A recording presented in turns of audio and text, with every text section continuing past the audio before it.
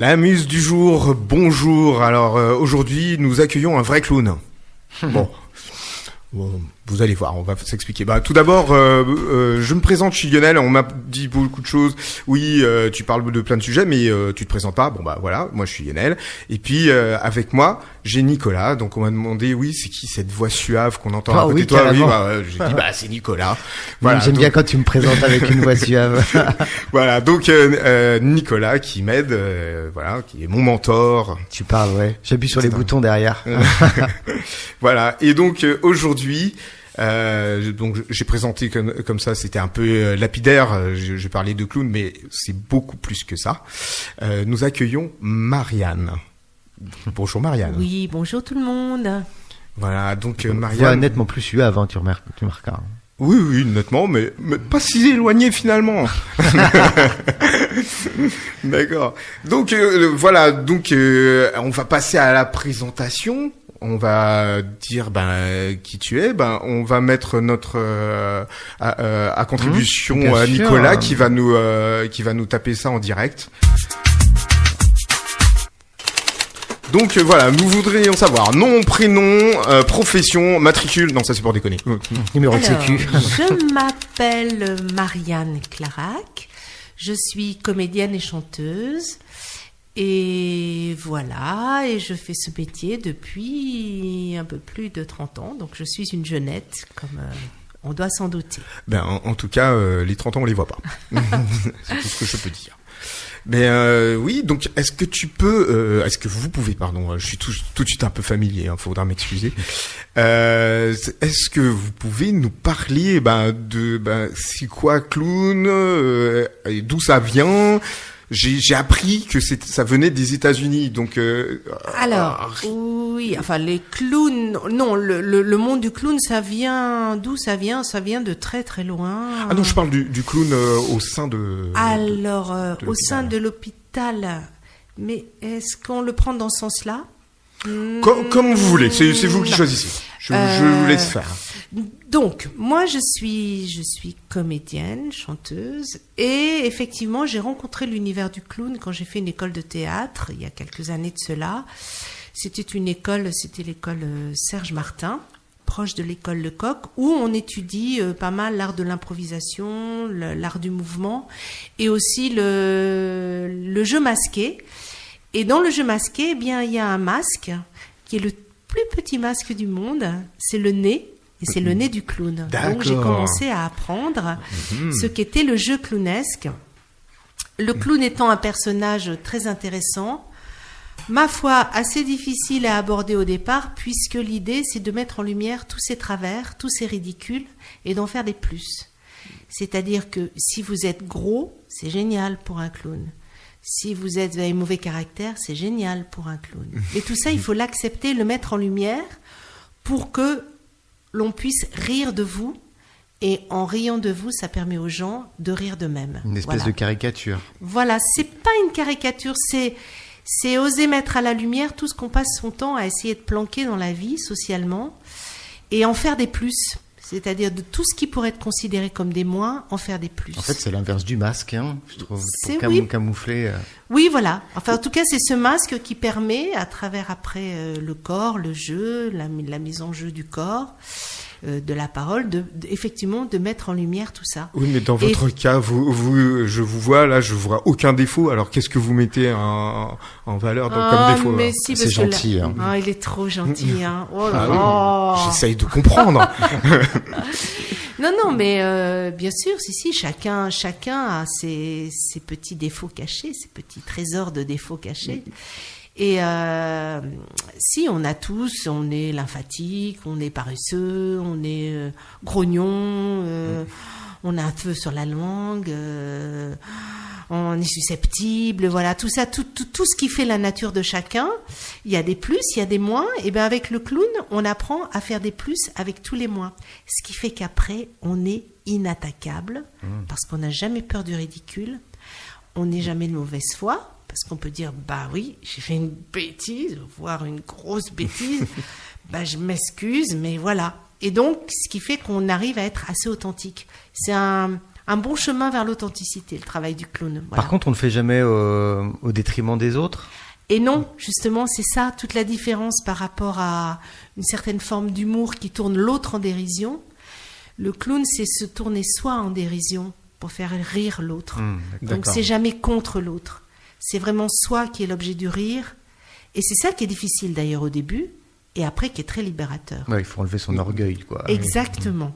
Et ça permet de rire avec les autres, pour le coup. Voilà, et c'est ce qui fait que c'est tendre, hein, parce que du coup, chacun se reconnaît dans le miroir du ridicule de l'autre.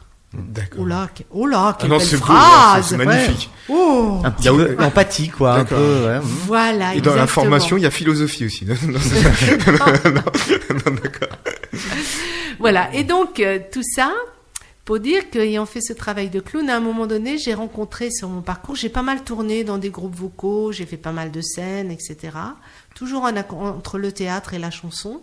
Et à un moment donné, j'ai rencontré la compagnie du Rire Médecin. Donc c'est une compagnie qui existe depuis plus de 25 ans et qui engage des comédiens professionnels avec une formation de clown et qui vont aller jouer en duo dans les services pédiatriques auprès des enfants malades. L'idée, c'est toujours qu'on est à deux. Et l'idée, c'est qu'on fait toujours du spectacle sur mesure pour chaque enfant. Donc le sur-mesure, ça englobe l'âge de l'enfant, son état psychique, son état physique, l'état de la famille. Donc on va aussi bien dans des services de pédiatrie générale que des services beaucoup plus lourds d'oncologie, voire des soins intensifs, des réanimations, des services de neurologie, enfin voilà. Donc à chaque fois, les spectacles, vous les faites jamais devant des grands groupes? C'est à chaque fois devant des... on va dans les chambres, on va voir les enfants, et pour chaque enfant, bien sûr, on peut faire une petite déconnade pour tout le monde du couloir, mais l'idée, c'est que c'est vraiment du sur-mesure pour chaque enfant. Et on construit l'improvisation en fonction de ce que l'on ressent de l'enfant. Donc on a une transmission le matin des soignants qui nous disent voilà l'âge des enfants, oui, sans s'étendre trop parce que voilà. Mais vous devez avoir une formation médicale, j'imagine. Non, pas forcément. Non, on a des formations au sein de la compagnie, artistique et médicale, voire sociologique aussi. On peut réfléchir une journée sur, par exemple, le lien mère-enfant avec le bébé, les adolescents et leur corps, voilà. Enfin, d'accord, mais c'est pas quelque chose de. On reste artistique, mais on est sensibilisé à un certain nombre de choses. Après, vraiment l'aspect médical pur, on s'en occupe pas du tout. Peut-être un peu plus psychologique. Voilà. Par contre, ce qu'on va vraiment respecter, c'est les règles d'hygiène.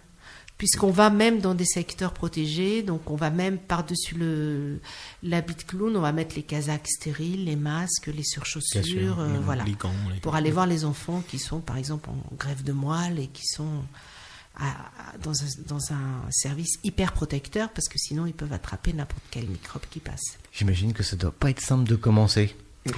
Non, c'est pas simple. Moi, je me souviens au début... j'étais tellement en colère par certaines. Il y a une violence dans l'enfant malade, et j'avais une telle colère. Il y avait des fois, j'avais envie de donner des coups de poing, des coups de pied dans la porte. Je trouvais ça pas juste. Et il y a même des fois, je tombais malade le matin. J'avais de la fièvre inexpliquée parce qu'il fallait que j'aille à l'hôpital. Avant d'intervenir. Ouais. D'accord. Et puis petit à petit, au fil du temps, parce que moi, ça fait pas loin de 25 ans que je fais ce travail. On apprend énormément. On apprend énormément à être empathique avec l'autre, à ressentir l'autre. On apprend énormément sur qu'est-ce qui est important dans la vie. Donc, on relativise si son fils il a une mauvaise note ou qu'il fait rien à l'école. On finit par savoir, quelqu'un a cassé votre porcelaine préférée, c'est pas grave, c'est que du matériel. Voilà. Oui. Donc, on apprend énormément, on reçoit énormément. On donne, mais on reçoit énormément des familles, des enfants, des soignants, parce qu'on est tout de suite dans un rapport authentique à l'autre. On est dans l'essentiel, quand on est entre la vie et la mort, on est aussi des fois dans l'essentiel, donc on n'a pas le temps des faux semblants et tout ça. Donc on apprend beaucoup, et après ça sert pour toute sa propre vie à soi. D'accord. Donc c'est génial, c'est un boulot génial. J'imagine bien, mais justement l'après-intervention, on se forge une carapace. Comment ça Alors se passe? quand on est, d'abord on est deux, c'est la raison pour laquelle aussi on est deux. Toujours en binôme. On est toujours en binôme. D'abord ça permet de donner plus de variations artistiques dans le jeu pour la construction. Le duo de clowns c'est quand même un grand classique. Oui, bien sûr. Et puis ça permet d'avoir un partenaire à qui parler.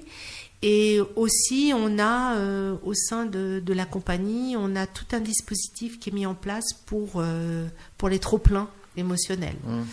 Voilà, donc tout ça, c'est très, très, très bien... C'est du clown, mais c'est hyper bien organisé, hyper suivi, on est très formé... On a vraiment... non, c'est très, très bien balisé comme travail. Oui. On n'est pas lâché dans la nature. Déjà, quand on commence ce travail, on ne commence pas tout de suite. On joue d'abord en trio. On a des coachs artistiques. On a des parrains-marraines pour le côté émotionnel avec qui on a des rendez-vous tous les ans pour parler du travail. Voilà, donc c'est très... C'est génial. Oui, c'est très cadré. Plus les formations mensuelles. Donc c'est un travail très cadré. Donc c'est que de l'impro? C'est que de l'impro. Et je dirais même c'est de l'impro vraiment à la seconde, parce que selon les réactions du gamin... Oui, à la seconde, voilà. Des fois, on va toquer à la porte. Alors aussi, il y a quelque chose qui est très important, c'est que c'est au choix de l'enfant. Si l'enfant dit non, on n'y va pas. On va essayer de rentrer, on va dire écoute, laisse-moi rentrer 2 secondes, on compte 1, 2, on sort, par exemple, c'est un début de jeu. Allez, maintenant 3 secondes, on rentre, 1, 2, 3, hop, on sort. Allez, je peux essayer 4 secondes. Et puis voilà, puis l'enfant, généralement, il rit, puis il finit par craquer. Voilà. Mais on joue avec tout, avec rien. On joue avec la porte qui fait du bruit, on joue... c'est vraiment saisir l'instant, tout est humour. Hein. Dans le clown, on peut... Oui, on peut vraiment tout utiliser. Oui. Le clown, c'est vraiment un personnage qui va...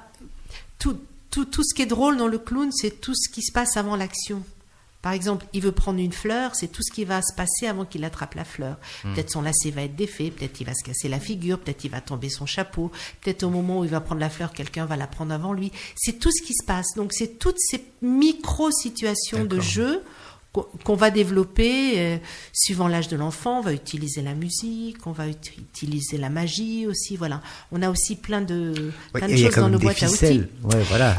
Oui, on a chacun nos ficelles. Bon, moi j'ai la musique principalement, mais là il y en a qui sont très bons magiciens, il y en a qui sont jongleurs, il y en a qui sont des bons blagueurs, il y en a qui sont plus acrobates, qui vont faire. Il y en a qui sont spécialisés dans les faux coups, par exemple, ils vont se prendre la porte.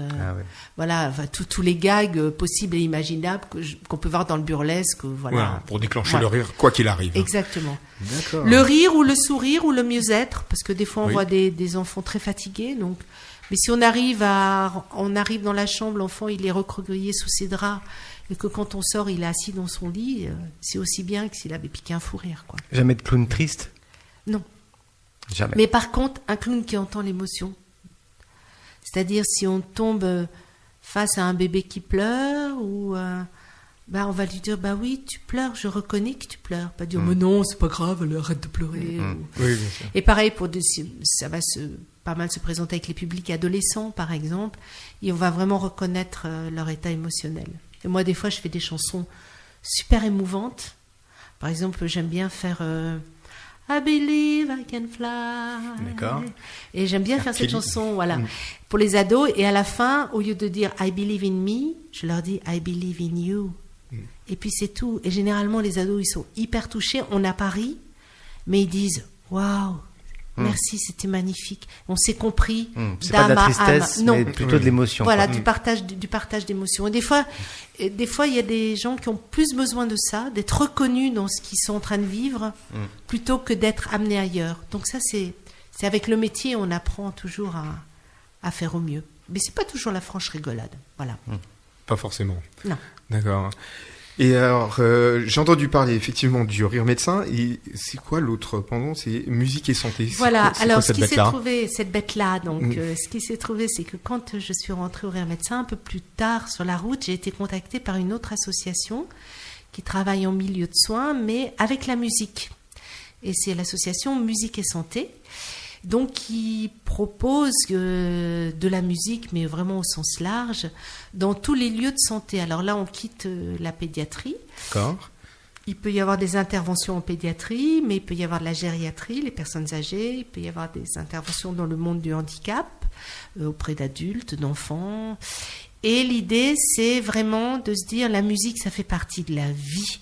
La musique, ça fait partie de chacun d'entre nous. C'est exactement pour ça que vous êtes là. Exactement. Et il y a des publics qui sont en déprivation de musique.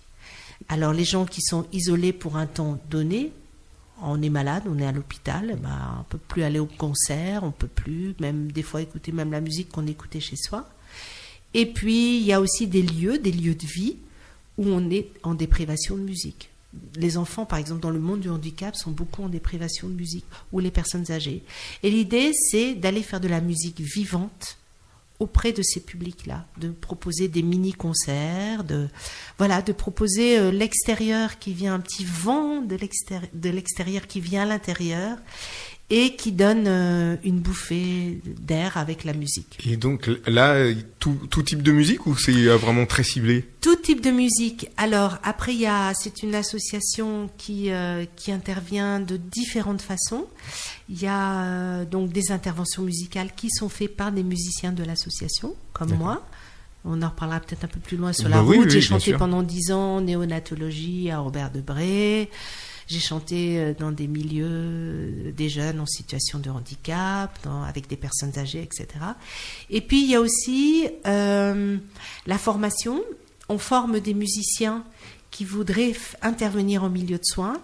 Et on forme aussi des soignants qui voudraient, par exemple, se dégourdir un peu avec la musique, oser chanter à un bébé pour l'endormir, voilà, se dire qu'elles ne sont pas si cruches que ça, qu'elles peuvent être créatives aussi, et au-delà de leur cœur de métier technique, elles peuvent avoir aussi un pendant relationnel, donc en utilisant la musique.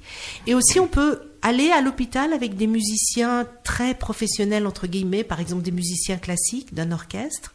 Ah, c'est super. Voilà. Et là, on va les aider à s'adapter. On va faire la médiation pour aider le musicien qui ne connaît pas du tout et qui a les pétoches de l'enfer d'aller jouer, parce qu'il joue en orchestre et d'un seul coup amener son violoncelle dans un service de pédopsie où il y a des ados qui sont en difficulté. Comment je fais ? Qu'est-ce que je fais ? Qu'est-ce que je joue ? Donc l'idée, c'est à la fois qu'il puisse jouer son propre répertoire, parce que ça, c'est vraiment une aubaine pour les enfants. Bien sûr. D'un seul coup, il y a un violoncelle qui débarque dans leur chambre. Ils n'ont jamais vu ça de leur vie. Et même pas seulement génial. Pour les enfants, j'imagine. Oui. Ouais. Et voilà, et d'un seul coup, alors qu'ils sont quelque part dans une situation difficile, ils ont un plus, c'est d'avoir un musicien qui vient leur faire de la musique dans leur chambre. C'est génial. Je pensais pas que l'hôpital était aussi ouvert. Ah, si. L'hôpital, l'hôpital s'est beaucoup humanisé depuis une vingtaine d'années en faisant rentrer comme ça des artistes. Voilà, donc c'est un peu ça, tout le pendant musique et santé. Et c'est absolument passionnant. On a même eu des tas de projets européens. On a tourné beaucoup avec des musiciens anglais, finlandais, pas croates, polonais, roumains, voilà, on a beaucoup bougé, irlandais. Mais il est possible qu'un jeune vous demande par exemple du rap, et comment ça se passe dans ces cas-là? Ah oui, alors par exemple, je peux vous donner des exemples. Alors du rap, on pourra peut-être pas en faire.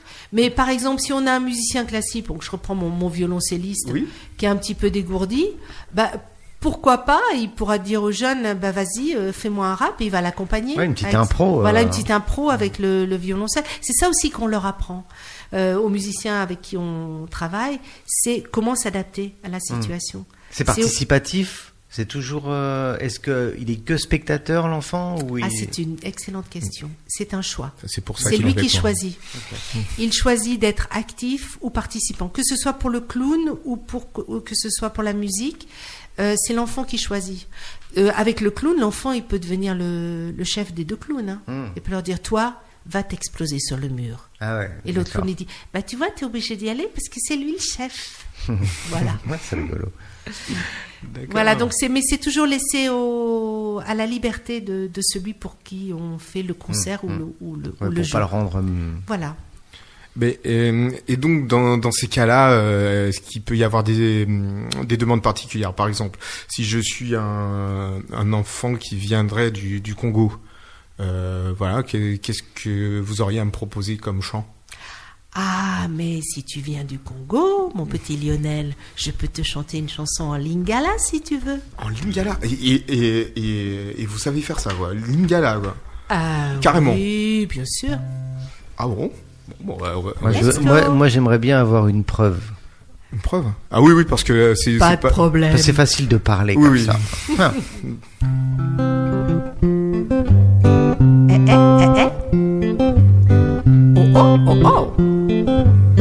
Oh, gando nyamanamai, nyamanamai, nyamanamai, nyamana o gando nyamanamai, nyamanamai, nyamanamai, nyamanamai, nyamanamai.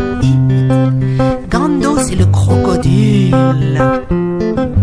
Gando, nyamanamai, nyamanamai, nyamanamai, nyamanamai.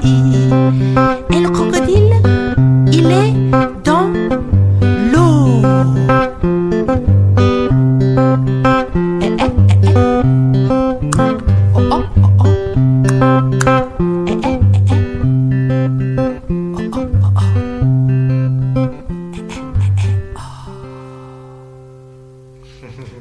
Bravo.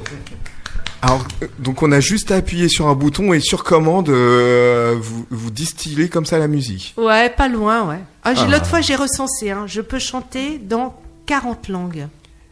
40 langues. Ouais, chef de colo. J'ai vu aucun karaoké qui pouvait faire ça. Hein. Non, mais ce qui est très rigolo, c'est que là, en ce moment, je parlais tout à l'heure de la néonate à Robert Debré. Donc, c'est les situations des bébés prématurés. Et à Robert Debré, on rencontre des mamans qui viennent vraiment de tous les coins du monde. Et là, c'est là que j'ai compris. Un jour, je dis, mais attends, ce serait peut-être vachement intéressant que tu cherches des chansons dans les langues de toutes ces femmes que tu rencontres. Et là, ça a été un sésame extraordinaire. C'est-à-dire qu'à partir du moment où je chantais dans la langue de la maman, c'était magique. Des fois, elle se mettait à chanter avec moi, donc ça, c'était déjà bien, parce que la situation de prématurité, c'est une situation qui est difficile. Des fois, les enfants naissent très, très, très prématurés, donc il y a des pronostics vitaux qui sont délicats, voilà. Donc c'est vraiment des situations très difficiles, très sidérantes pour les parents, très culpabilisantes, difficile de faire le lien aussi avec son enfant parce qu'il est il est fragile, il est dans un incubateur, donc et d'un seul coup, voilà, reconnecter les gens à leur culture, c'est les reconnecter à leur propre mère, à leur propre naissance, à leur propre groupe, et ça fait un bien fou. Et moi, j'ai rencontré des mamans. J'ai une image d'une maman pour qui j'avais chanté, je sais plus, peut-être une berceuse en lingala. Et elle a fermé les yeux. Elle était près de l'incubateur. Elle a fermé les yeux. Puis après, elle les a ouvertes. Elle dit, tu sais, c'est incroyable. Je suis repartie là-bas. Elle m'a dit, tu sais, tu as chanté pour moi, comme moi. J'ai chanté pour ma petite sœur, comme ma tante, elle a chanté pour moi, comme ma grand-mère, elle a chanté pour ma mère, etc. etc. Ça, c'est excellent. C'était magnifique. Bah oui. Et une autre histoire, il y avait une maman un jour, donc j'arrive dans la chambre, et je commence à chanter, donc elle était originaire du Mali, donc je chante une berceuse en bambara, et là elle se met à pleurer. Première fois que je voyais une Africaine qui pleurait. Généralement, elles pleurent pas. Elles ont une autre relation à la naissance que nous. C'est le monde du visible et de l'invisible. Voilà, c'est autre chose. C'est pas vécu de la même façon. Et là, donc, j'étais quand même un peu étonnée. Puis elle me dit, oh, mais ça fait du bien. Ça fait longtemps. Rechante encore, s'il te plaît. J'ai chanté 3-4 fois la chanson.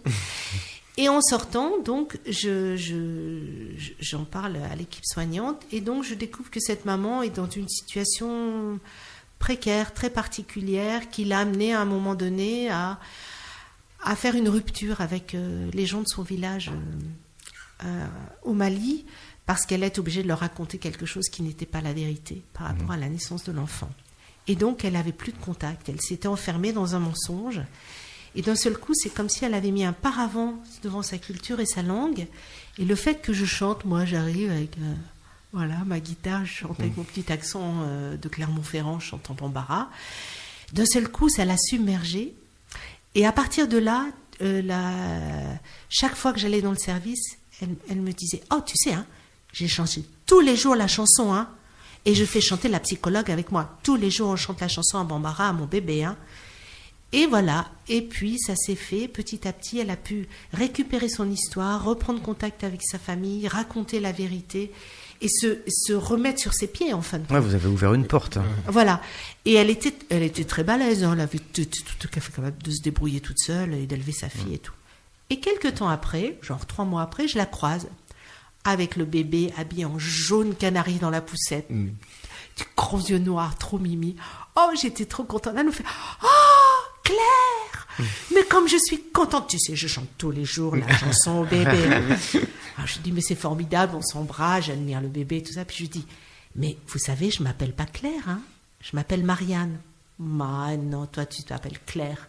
Tu m'as amené la lumière. » C'est beau. C'est beau, hein? Ah. Voilà. Donc des histoires comme ça, j'en ai vécu plein.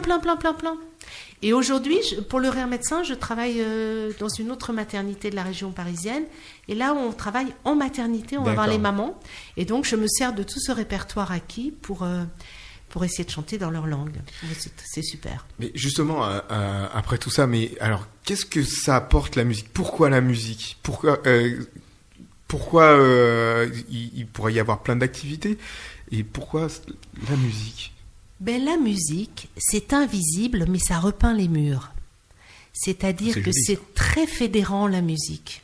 La musique, vous êtes dans un espace, vous n'êtes pas obligé de parler à la personne, mais si vous chantez, la personne, elle vous entend. Donc, il y a un côté très fédérateur. Et il y a aussi l'idée que, d'abord, elle permet vraiment de libérer les émotions. Par exemple, c'est le cas à la maternité. Il y a beaucoup de mamans qui sont comme ça, devant l'écran. Et deux notes de musique. Tout se relâche, donc elles pleurent. Donc, ça leur fait beaucoup de bien. Il faut déjà se détendre avant d'être sur un bien-être. Donc, ça déstresse énormément. Et puis, ça crée du lien. Ça crée du lien. Dans le cas de la maternité, ça aussi, c'est une façon de dire aux mamans, chantez pour vos bébés, parce que ça, c'est très fort pour les bébés. Oui, c'est important. C'est très important. Là, tout ce qui est la voix, par exemple, les bébés, ils entendent in utero. À 7 mois de grossesse, ils entendent comme vous et moi. Donc, la voix, elle a vraiment fonction de doudou sonore entre l'intérieur et l'extérieur. Ouais, c'est un moyen de se connecter. Exactement. Et un bébé, par exemple, un fœtus, in utero, il entend la voix de sa maman, il la reconnaît à la sortie. Il la distingue d'autres voix. Il a la capacité de mémoriser une musique qu'il va reconnaître une fois qu'il est né. Donc, donc c'est très fort, c'est le monde de la sensorialité. Les bébés, c'est des êtres sensoriels. Et la musique, la voix, même la vibration de la voix, on peut très bien penser envelopper un bébé avec la voix. Il n'y a même pas besoin que ce soit doux. Moi, une expérience personnelle, quand je faisais de la musique pendant la grossesse en groupe, c'était du rock bien bourrin. À la naissance, dès qu'elle faisait des colères, on faisait écouter le CD de musique bien bourrin, elle s'endormait. Oui, parce qu'elle l'avait mémorisé et ça la rassurait. Pourtant, c'était pas une berceuse. Oui. C'est son repère. C'était un repère. Mais vous savez qu'il y a eu des expériences qui ont été faites dans les années 80 à Tokyo, par exemple, avec des gens qui habitaient près des aéroports. Et pour calmer les bébés, après la naissance, on leur passait des bruits d'avion. Ça, je ne savais pas. D'accord. Ok. Et ça faisait partie de leur repère, pareil. Ça faisait partie de leur repère, ouais.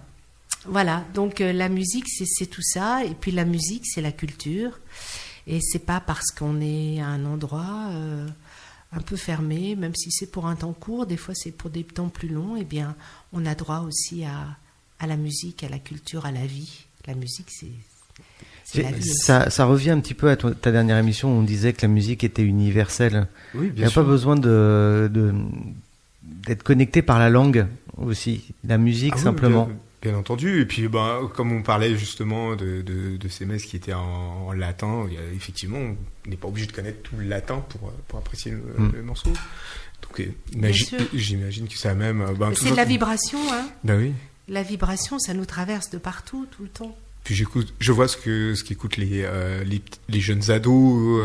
Ils écoutent vraiment toutes les langues. Là, il y a un afflux des musiques africaines avec.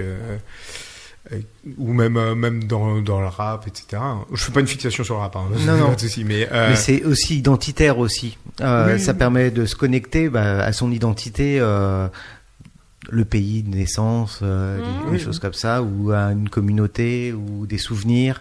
Et on s'approprie aussi l'identité de l'autre. Oui. Ça, justement, par le biais de la musique, on arrive à... Ça me fait penser une petite anecdote justement sur les ados. À un moment donné, je travaillais dans c'est pas vraiment un hôpital, mais c'est un lieu de vie pour des ados où ils vont rester 6 mois pour des traitements de santé, etc. Et moi, j'allais faire des ateliers là-bas. Et alors, vraiment, il y en avait quelques-uns, ils étaient vraiment, vraiment costauds, quoi. Puis il y en avait un, c'était vraiment, il mettait le bazar à chaque fois et tout. Et puis, je lui dis, mais t'es originaire d'où, toi? Ah, il me dit, moi, je suis du Togo. Ah, je lui dis, oui, t'es du Togo. Tu parles Mina?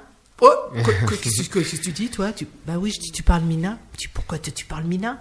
Je dis, non, excuse-moi, non, je parle pas Mina. Je connais juste une toute petite chanson en Mina, mais c'est pas de ton âge, hein, c'est une petite berceuse. Non, vas-y. Bon, je te préviens, c'est pas de ton âge. Non, mais vas-y. Je lui chante sa berceuse. Là, il a été liquéfié sur place. Et après, comment elle pouvait j'étais connaître tranquille. Et après, il disait aux autres, t'as vu, elle parle ma langue. Après, il était super fier, ça lui redonnait une identité. Il était super fier, il était apaisé, quoi. C'était vraiment amusant, quoi. Ouais, on l'a reconnu. Ouais, exactement. On l'a reconnu. C'est rigolo, ça, quand même. Hein. C'est comme quand on voyage dans des pays à l'autre bout du monde, on connaît pas la langue, on rencontre quelqu'un qui connaît la même chanson que vous. Ça en fait presque son meilleur ami, quoi. Exactement. Justement, on parlait de berceuse avec cet exemple-là. Est-ce qu'on pourrait pas entendre aussi une petite berceuse qu'on avait enregistrée juste avant, là? Ouais. Allez, c'est la parti. petite berceuse haïtienne.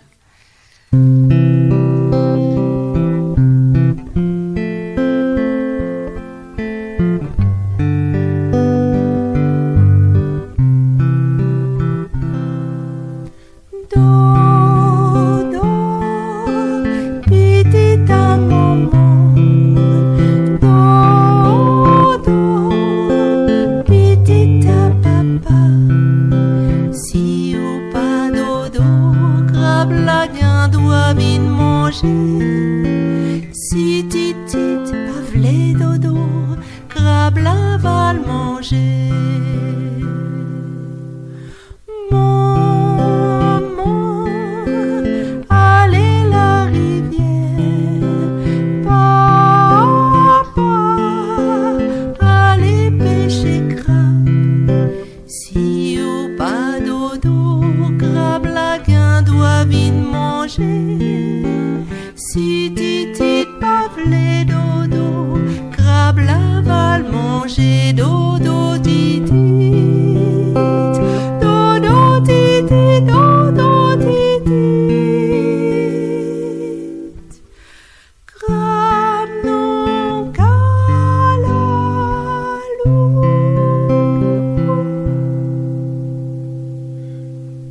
Là, je suis comme le jeune Togolais, là. Non, faut m'expliquer un truc. Moi, je viens des Antilles, là. C'est pas possible. Je suis comme l'eau. Vous avez vécu aux Antilles, c'est pas possible. Ah non, j'ai pas vécu aux Antilles, non. Non, mais non, j'ai fait partie pendant une année d'un groupe de polyphonie créole avec un musicien haïtien qui s'appelle Amos Coulange. C'était un guitariste qui est assez connu. Oui, et c'était magnifique. J'adorais. Puis ça s'est arrêté, c'était dommage, mais c'était magnifique. Voilà. Et puis j'ai travaillé aussi avec Dédé Saint-Prix. Ah, ça aussi, ça me parle beaucoup.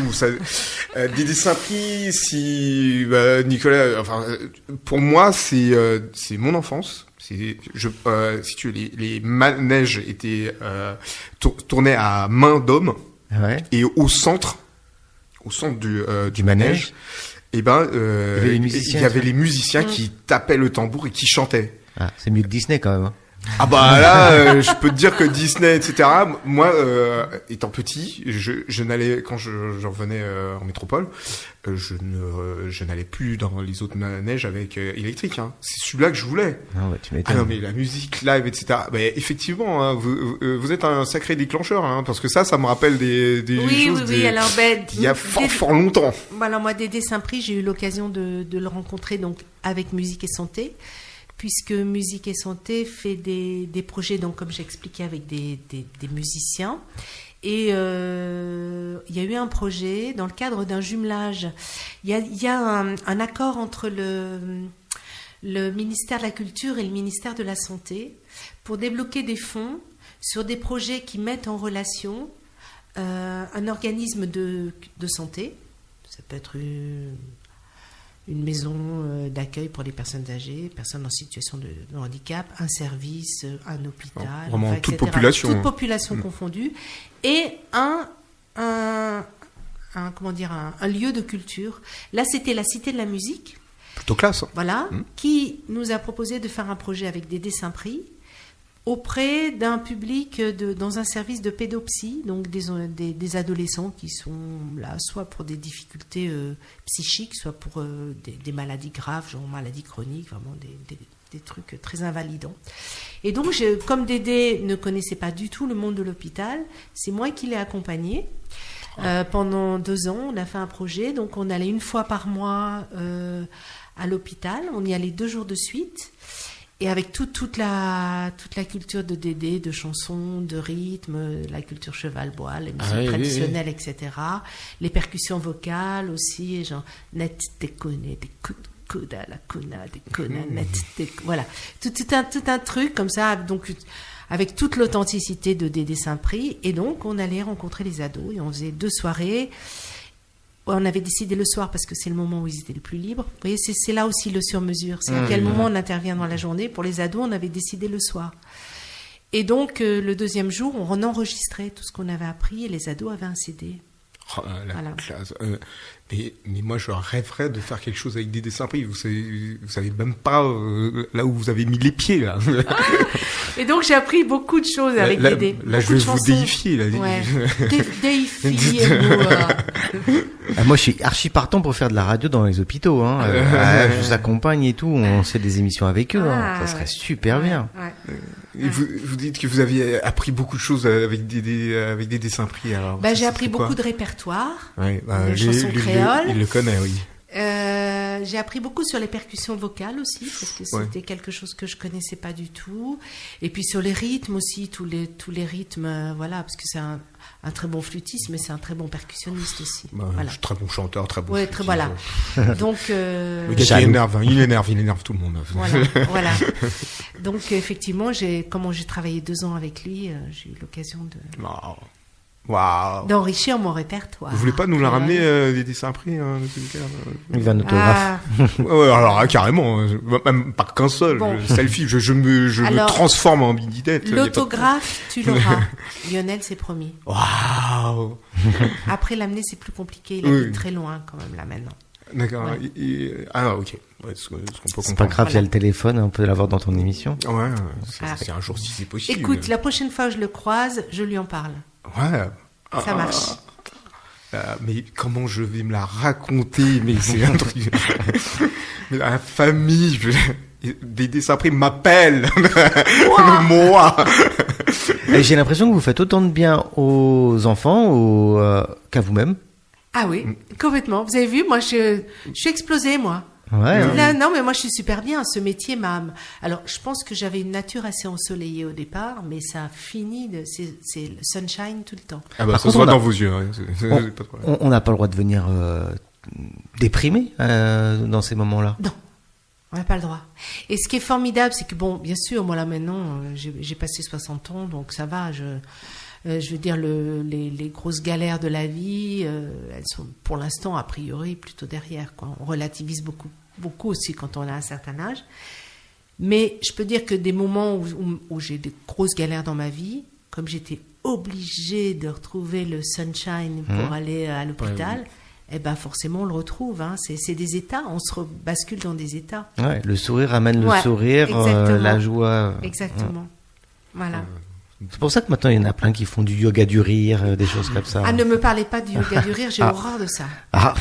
C'est bien, j'avais lancé cette Non, idée. franchement, par rapport à ce que je vous disais tout à l'heure, qu'est-ce que c'est le rire? Le rire, c'est une émotion, avant toute chose. Bien sûr. C'est pas un procédé mécanique. Mais pas obligé de se forcer à. Mais non, le vrai bon rire qui fait du bien, hein, comme quand vous vous piquez un bon fou rire avec des copines, là, mais à vous tordre de rire par terre, et quand vous avez terminé, que vous arrivez enfin à reprendre votre souffle, vous êtes bien. Comme on dit, ça remplace un steak ou un bon repas, vous êtes bien. Mais parce qu'émotionnellement, vous avez déchargé. Faire ha ha ha ha, ça c'est de la mécanique. Moi, je comprends pas, ça me met en colère. Moi. Alors, je peux vous mettre encore en colère. Oui. Alors, dans ces cas-là, la musicothérapie. Je savais que je pouvais toucher un point sensible. Non, je pense que la musicothérapie, elle a tout à fait sa place. Oui. Puisqu'après tout, c'est vrai, la musique peut avoir des vertus thérapeutiques. Et c'est vrai que si quelqu'un a une formation et de musicien et de thérapeute, pourquoi pas faire de la musicothérapie. C'est la démarche peut-être qui change après. Non, je pense que c'est la mécanique dont elle parlait aussi. Non, parce que franchement, il y a des musicothérapeutes qui sont excellents et qui font du bon travail et qui vont faire des choses ciblées. C'est-à-dire, déjà, la différence entre un musicien qui va jouer dans un milieu de soins et un musicothérapeute, c'est que le musicien, il va suivre son instinct artistique et il va pas chercher déjà à déclencher des émotions très fortes. Il va déclencher du bien-être. Alors que le musicothérapeute peut essayer de basculer la personne dans un état émotionnel fort qu'il va pouvoir gérer et contrôler pour ensuite aller peut-être vers un mieux-être. C'est déjà pas la même chose. C'est pas la même Donc, démarche. il faut, si on déclenche des émotions fortes, il faut pouvoir y répondre après en tant que thérapeute. Donc ça, c'est tout à fait autre chose. Non, ce qui m'agace, c'est qu'aujourd'hui, alors qu'à un moment donné, l'hôpital et tous les lieux de soins s'étaient vraiment ouverts à l'accès à la culture, à l'accès à l'art pour tous, aujourd'hui, on est obligé de mettre l'étiquette thérapeutique pour que ça marche. C'est-à-dire que il faut qu'on ait comme s'il y avait l'assentiment d'un résultat. Donc si on met thérapeutique, ok, on va vous donner de l'argent si c'est thérapeutique. Mais si vous êtes juste un artiste qui vient faire de la musique à l'hôpital, c'est quoi? C'est de l'animation. Ouais. Voilà. Ça, c'est du point de vue des subventionneurs et du point de vue des patients. Voilà. Quand on met thérapeutique derrière, est-ce qu'il n'y a pas l'effet placebo? J'ai pas bien compris ce que tu voulais dire. C'est-à-dire que là, on vous donne de l'argent parce que en mettant thérapeutique derrière, ça c'est les subventionneurs. Mais moi, je parle du point de vue des patients. Oui. Si on dit il y a des musiciens qui viennent dans ta chambre, ok. Si on met des musicothérapeutes, on se dit c'est ça, ça va marcher. Voilà, c'est ça. Et il y a peut-être l'effet placebo aussi qui rentre en jeu aussi sur le fait que. Je pense que sur la longueur, ça doit pas tenir. Le fait qu'on se dise, tiens, comme c'est apparenté à un médecin, je vais tout de suite aller mieux. Je pense que ça doit avoir ses limites. Oui, je pense que ça a des limites. Ça a ses limites. Non, mais c'est surtout le fait qu'il faut justifier. C'est-à-dire qu'on dépasse pour moi, ce qui me choque, c'est qu'on n'est plus dans l'art, c'est gratuit. Et l'art, c'est pour tout le monde. Vous êtes un médicament maintenant. Voilà. On a de l'argent si effectivement c'est du soin. Et c'est ça qui me gêne un peu. Oui, je comprends bien. C'est-à-dire qu'aujourd'hui, on va pouvoir, un hôpital va peut-être pouvoir avoir de l'argent pour un musicothérapeute et il va pas pouvoir avoir de l'argent pour des musiciens. Voilà. Et c'est ça qui est dommage. Parce qu'à mon avis, il y a de la place pour tout le monde. Bien sûr. Et que je pense que c'est aussi le fer de lance de votre radio, c'est de dire que voilà, l'accès à la culture pour tous, à la musique pour tous. Bon, il n'y a pas que pour les malades, il y a des problèmes au niveau de la culture. La culture, ça vient après beaucoup de choses. Voilà, et donc c'est un peu contre ça que je m'érige. Alors maintenant, il y a des gens, ils sont art thérapeutes. Mais qu'est-ce que ça veut dire, art thérapeute? C'est de plus en plus compliqué en plus. Au niveau de la terminologie, oui, mais pour moi, c'est un espèce de vaste fourre-tout, mais on a mis thérapeute, donc c'est un vrai métier. Voilà. Oui. C'est un vrai métier. Et justement, parlons de choses qui peuvent fâcher. Est-ce que pour un hôpital, c'est un coût exorbitant de faire venir des musiciens, faire venir des clowns? Est-ce que un petit hôpital peut se trouver dépourvu de ce genre d'aménagement? Il y a différents process. Il y a les interventions qui sont des interventions régulières, comme les clowns à l'hôpital. Voilà, c'est pérennisé. Il y a des endroits où on y est depuis 25 ans et on y est 2 fois par semaine depuis 25 ans. Donc, effectivement, c'est un certain budget. Et puis, là, il y a les one-shots, les musiciens, ou un projet comme ce que j'ai fait avec Dédé Saint-Prix. C'était 20 séances chaque année, puis après, c'est fini. Donc, oui. Ça, c'est vraiment deux démarches différentes. Il faut savoir que dans les 2 démarches, pratiquement, les hôpitaux ne donnent pratiquement rien. C'est-à-dire que ce n'est pas pris sur le budget de la santé. D'accord. Ce sont des montages financiers qui sont faits avec du mécénat, avec des fondations, avec des subventions. Et par exemple, si je prends le Rire Médecin, il y a une équipe administrative au Rire Médecin qui travaille sur la recherche de fonds.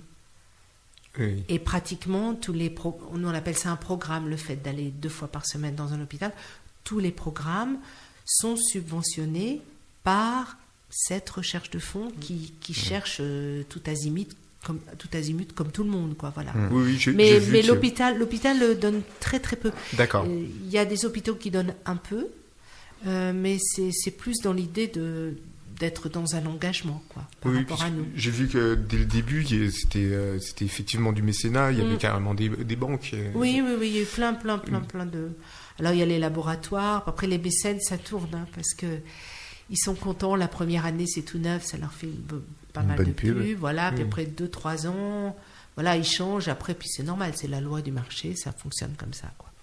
Oui, je demandais ça parce qu'effectivement, dans les hôpitaux, on sait que maintenant, la partie budget est quand même quelque chose mais de c'est très important qu'un clown ne prenne pas la place d'un poste d'infirmière, par exemple. Oui, bien sûr. Ça, ce serait insupportable. Ouais.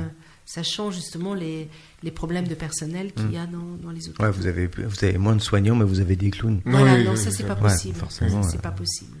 Ah, bien entendu. Voilà. D'accord.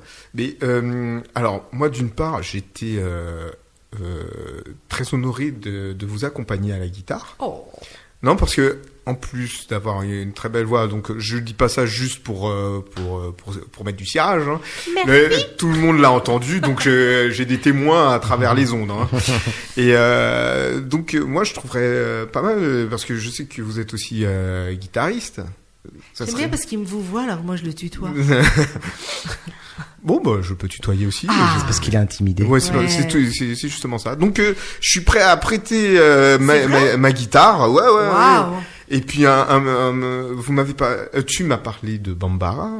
Tu fais une petite chanson en Bambara? Petite chanson en Bambara. Allez, c'est parti. Comme ça, on aura fait un bon voyage. Ouais. Alors, voilà, je sais ce que je vais vous chanter. Je vais vous chanter l'histoire de la petite sirène. La petite sirène, elle a plongé dans l'eau. Elle a trouvé des petits coquillages, des coris, et elle les a pris. Mais voilà qu'elle s'est fait arrêter à la sortie de l'eau. On l'a amenée au commissariat. Mais sa grand-mère est venue et elle a dit « Oh, attention les gars, les coquillages, ça appartient à tout le monde. » Mami lolo, mami wata lolo, mami lolo, mami wata lolo, gata Saint-Franta, gata di Franta, gata commissaria, mami bena, ok. Mami lolo, mami wata lolo, mami lolo, mami wata lolo, gata Saint-Franta, gata di Franta, gata commissaria, mami bena, ok. Gata commissaria, mami bena, ok. Gata commissaria, mami bena, ok. Elle a tous les talents. Hop là. On fait la guitare. Hop. Ouais. Mais et donc ça fait longtemps que tu joues de la guitare aussi? Ah, mais moi, j'ai jamais appris à jouer de la guitare. J'ai appris à 17 c'est bluffant, ans. hein, c'est bluffant. Non, mais j'ai appris à 17 ans. Après, c'est que du bluff. Hein. Tu verrais, je connais 3 accords, c'est tout. Ah bah, c'est les 3 bons, en tout cas. Ça marche, ça marche. Ça fonctionne très bien.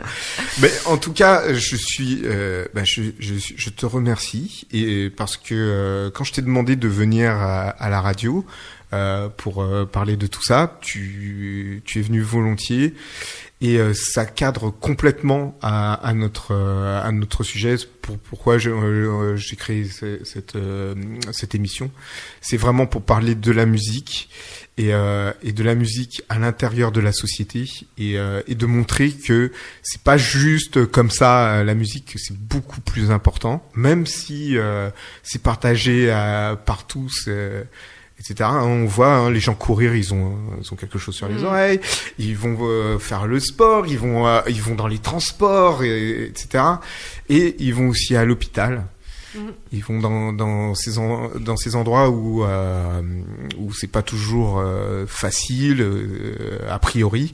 Et ben il y a quand même la musique. Et c'est une phrase que vous aviez dit en off tout à l'heure. C'est un droit universel. Ouais. Moi je trouve que c'est une. C'est tout est résumé là-dedans. Et puis ce qui est intéressant, c'est la notion de de musique vivante partagée, parce que c'est vrai que tout le monde a le casque sur les oreilles. Et tout le monde est un peu aussi, des fois, isolé dans sa musique. Et l'intérêt, c'est qu'à un moment donné, ça crée un vrai espace de partage. Et ça, c'est très fort. Parce qu'à travers la musique, généralement, c'est un bel espace de partage émotionnel. Exactement. Et les gens se rencontrent au-delà des mots, voilà, au-delà de la couleur de la peau, au-delà de la langue, au-delà du statut social. C'est que d'un seul coup, on est dans un espace qui est fait de vibrations, qui est de la musique. On le partage. Si on a envie, on peut mettre la vibration de sa voix avec, chanter avec. Si on n'a pas envie, on peut juste se laisser pénétrer par les vibrations, par la musique. Et ça, moi, j'adore. C'est quelque chose, ça me semble essentiel de recréer des espaces sonores vivants et interactifs, c'est-à-dire qui bougent, qui peuvent se ralentir, s'accélérer, se raccourcir. Vous voyez, comme je joue un morceau, je ne sais pas à la longueur que je vais faire. Ouais. Je démarre et puis à un moment donné, j'arrive à la fin. Voilà, il n'y a pas besoin de tout formaliser. Tout calculer, voilà. Oui, alors c'est en quel tempo, la clé de fa. Voilà, donc c'est vraiment au feeling, quoi. Ça, j'adore ça, moi. Eh ben, je pense qu'on arrive justement à l'essence de la musique. Mais en tout cas, tu parlais de moments vivants, etc. Ce moment-là qu'on a partagé, il était super vivant et merci encore. C'était très agréable, ouais. Très agréable et très intéressant aussi. Merci aussi. En tout cas, on va se quitter sur ces bonnes paroles. Merci Marianne, c'était un moment délicieux. Merci aussi à Nicolas. Franchement, bravo. Non, c'était super bien. Merci les garçons. Et puis on se retrouve. On ira encore plus loin. Vous allez voir ça. Je vous dis rien. À bientôt. Surprise. Surprise.